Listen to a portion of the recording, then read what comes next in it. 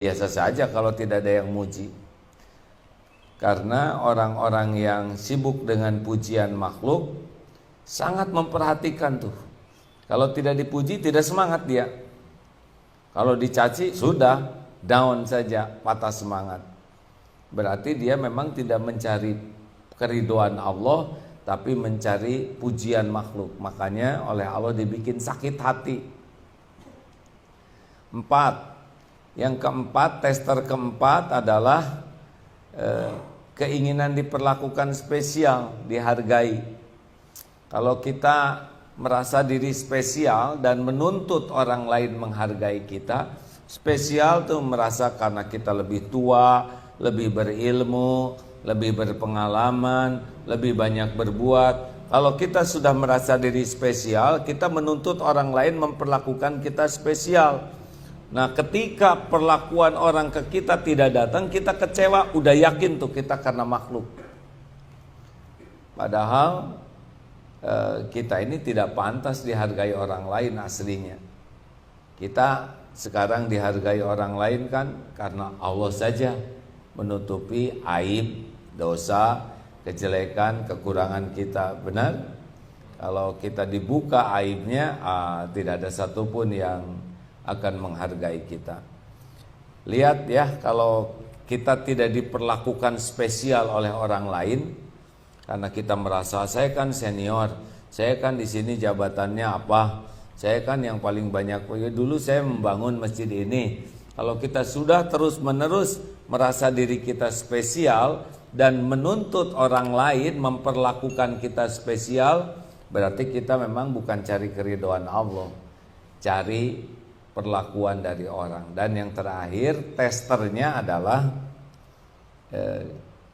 kita ingin balasan tidak dari orang terhadap amal soleh kita.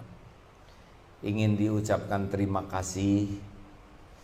Kemudian kalau orang tidak berterima kasih, kita jengkel. Orang tidak menghargai kebaikan kita. Pokoknya intinya kita ingin balas budi enggak dari orang.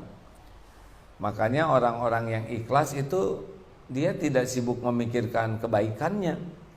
Kalau kita suka sekali memikirkan jasa baik kita ke orang, dulu dia pernah saya tolong, tidak ngomong sih, tapi di hati, dulu dia yang saya bantu, dulu dia nggak ada apa-apanya, sesudah saya ini aja dia jadi terus yakin itu dia jadi gelisah hatinya.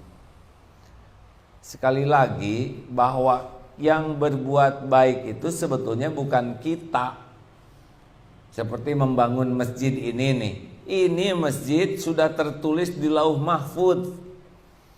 Di BSD akan dibangun Masjid Darul Islah tahun sekian. Nah, kita yang diuji jadi jalan terhadap terwujudnya masjid ini adalah ujian. Kalau kita ngaku-ngaku saya yang membangun, saya yang berjuang, berarti kita hilang pahalanya. Karena sebetulnya Allah yang membangun, kita diuji jadi jalan. Kita nyumbang ke anak yatim, aslinya itu rezeki anak yatim. Allah mau memberi rezeki kepada dia, dititipkan ke kita sebagai ujian. Kalau kita merasa saya yang nyumbang, maka hilang pahalanya. Kalau merasa saya ketitipan rezeki dari Allah untuk begitulah, maka dicatatkanlah pahalanya untuk kita. Makanya hati-hati di dalam mengenang jasa baik, menuntut orang lain mengakui jasa kita, menuntut orang lain berterima kasih, menuntut orang lain membalas kebaikan jasa kita, itu berarti ciri-ciri kita memang tidak ikhlas. Nanti oleh Allah bisa digerakkan orang memuji kita, menghargai kita, menyebut nama kita.